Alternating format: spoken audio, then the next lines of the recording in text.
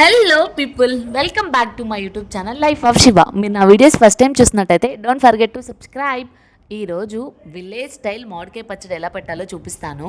నేనైతే ఇలా చిట్టి మామిడికాయలు తీసుకున్నాను. ఇందులో కొన్ని టైప్స్ ఉంటాయి, గులాబీ అండ్ రసాలు అలా. సో నేనైతే చిట్టి మామిడికాయలు తీసుకున్నాను అనమాట. ఫస్ట్ అయితే నీట్గా వాష్ చేసుకొని పైన ఉన్న తొడలు కట్ చేసుకొని పక్కన పెట్టుకోవాలి. ఇప్పుడు ఒక క్లీన్ క్లాత్ తీసుకొని నీట్గా తేమ లేకుండా తుడిచి కొంచెం సేపు ఆరబెట్టుకోవాలి. ఇలా ఆరబెట్టుకున్నాక కట్ చేయించుకోవాలన్నమాట. అండ్ కట్ చేసేటప్పుడు కూడా తేమ తగలకుండా కట్ చేయించుకోవాలి. ఒకవేళ మీకు ఎవరికైనా ఎలా కట్ చేయాలో ఇంట్లో మీరే కట్ చేసుకోవాలో తెలియకపోతే ఇక్కడ నేను చూపిస్తున్నాను అనమాట. అమ్మ కట్ చేస్తుంది. ఇవి చిట్టి మామిడికాయలు కాబట్టి సో ఇలా దీంతో కట్ చేసినా కట్ అవుతున్నాయి అనమాట. ఫస్ట్ అయితే ఇలా ఒక టూ హాఫ్స్గా కట్ చేసుకొని లోపల ఉన్న జీడి తీసాక లోపల ఒక వైట్ లేయర్ ఉంటుంది. ఆ వైట్ లేయర్ కూడా తీసేయాలి. నార్మల్గా అయితే చిన్న చిన్న పీసెస్ కొట్టించుకొని ఆ తర్వాత తీసేస్తారు. బట్ ఇలా ప్రతి పీస్కి తీయాలంటే లేట్ అవుతుంది కాబట్టి మేము ఇలా జీడి తీసేసాక పైన ఉన్న వైట్ లేయర్ స్పూన్తో అలా గీకేసి ఆ తర్వాత ఇలా మనకు నచ్చిన సైజులో కట్ చేసుకోవడమే. ఇక్కడ అమ్మ క్లియర్గా వైట్ లేయర్ తీస్తుంది చూడండి. మనం బయట కట్ చేయించుకుంటే వాళ్ళు వైట్ లేయర్ తీయరు. మనం ఇంటికి తెచ్చుకున్న తర్వాత అయినా సరే ఆ వైట్ లేయర్ తీయడం వల్ల ముక్క గట్టిగా బాగుంటుందంట ఎక్కువ రోజులు. ఇంకా మేమైతే అన్నీ ఇలా మీడియం సైజులో కట్ చేసుకున్నాము. మరీ పెద్దవి కాకుండా అలానే చిన్నవి కాకుండా. ఇవి అన్నీ కట్ చేశాక ఇంక మళ్ళీ వాష్ చేయట్లేదు, ఎందుకంటే ఆల్రెడీ వాష్ చేసే తీసుకున్నాం కాబట్టి. ఇప్పుడు వీటిని కొలత వేసుకుంటున్నాము. ఈ పచ్చడికి కొలత కన్ఫామ్ అంట. ఎగ్జాక్ట్ కొలతలు చెప్పాలంటే మేము రోజు రైస్ చేసుకునే అద్దతో మామిడికాయ ముక్కలు 6 అద్దలు వచ్చాయన్నమాట. సో ఇక్కడ 6 అద్దలకి అమ్మ అద్ద ఉప్పు తీసుకుంది, అలానే అద్ద కారం తీసుకుంది అనమాట. ఆయిల్ అయితే ముందే కొద్దిగా కాగబెట్టి పక్కన పెట్టింది. ఆయిల్ పక్క కొలత ఏమి ఉండదు, మనం జస్ట్ ముక్క తడిచేలాగా పోసుకుంటే చాలంట. ఇంకా ఆవపిండి అయితే మెంతులు ఆవాలు ముందుగా వేయించి మిక్సీ వేసి పెట్టుకుందనమాట. అంటే ఇక్కడ ఒక 20 గ్రామ్స్ మెంతులు ఉంటే ఒక 80 గ్రామ్స్ ఆర్ 70 గ్రామ్స్ అలా ఆవాలు తీసుకుందనమాట. ఎగ్జాక్ట్గా అద్దతో కొలత చెప్పాలంటే ఒక 3/4 కారం కంటే కొంచెం తక్కువ వేసింది. సో ఇంకా వెల్లుల్లి రెబ్బలు మావి మన ఇష్టం, కొంతమందికి ఎక్కువ ఇష్టం కాబట్టి ఎక్కువ వేసుకుంటారు. బికాజ్ బాగా మగ్గాక ఆ వెల్లుల్లి చాలా బాగుంటుంది టేస్ట్. సో అది మీ ఇష్టం, మీకు నచ్చిన అన్ని వేసుకోండి.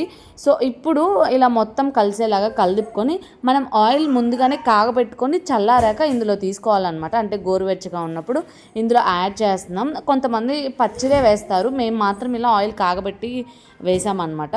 సో ఇప్పుడు మెయిన్ టిప్ ఏంటంటే ఆయిల్ చాలామంది ఎక్కువ వేస్తారు. అసలు ఎక్కువ ఆయిల్ వేయకూడదంట. జస్ట్ ఆ పౌడర్ అన్నీ ఉన్నాయి కదా, మన కారం ఉప్పు అలానే మెంతిపిండి ఆవుపిండి ఇవన్నీ జస్ట్ ముద్దలా కలిసేలాగా తడిచేలాగా వేసుకుంటే చాలంట. ఎక్కువ ఆయిల్ వేస్తే మనకు 3 days తర్వాత మగ్గాక ఇంకా ఎక్కువ ఆయిల్ ఊరుతుందంట పచ్చళ్ళలో నుంచి.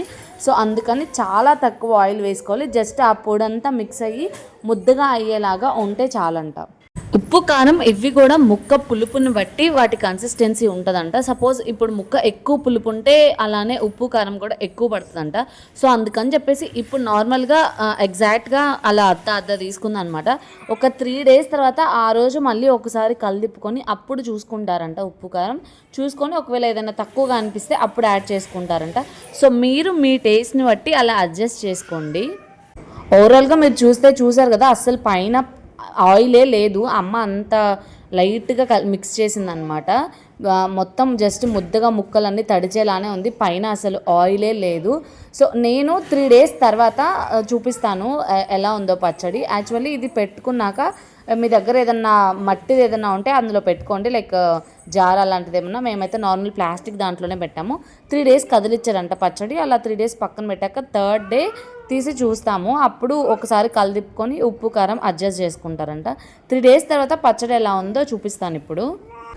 3 days తర్వాత పచ్చడి మళ్ళీ తీసాము. ఒకసారి చూడండి పైన ఎంత ఆయిల్ ఉందో. అసలు మేము అది పెట్టినప్పుడు అసలు ఆయిలే లేదు అనుకున్నా నేను, బట్ ఈరోజు చూస్తే చాలా ఆయిల్ ఉంది. బట్ ఆయిల్ ఉంచేయకూడదంట, ఆయిల్ అంతా అలానే ఉంచాలి. ఎందుకంటే మనం కలిపినప్పుడు చూస్తే అంతా సరిపోయింది. సో ఆయిల్ లేకపోతే పచ్చడి ఎక్కువ రోజులు నిల్వ ఉండదంట. సో అందుకని ఇలా ఉండాలి కన్సిస్టెన్సీ. ఓవరాల్గా ఎక్కువ ఆయిల్ ఉండకూడదు, కలిపితే ఇలా జ్యూసీగా ఉండాలి. సో ఇప్పుడు ఒకసారి ఉప్పు కారం చెక్ చేసుకొని మీకు కావాల్సినంత యాడ్ చేసుకోండి. ఉప్పు కారం తక్కువ ఉన్నా కూడా పచ్చడి బూజు పట్టే ఛాన్సెస్ ఉంటుంది. సో ఇది అన్నమాట మన చిట్టి మామిడికాయల ఆవకాయ పచ్చడి. మీ అందరికీ హెల్ప్ఫుల్గా ఉంటుందని అనుకుంటున్నాను. అంతే ఈ video. Thanks for watching. Do subscribe to life of Shiva.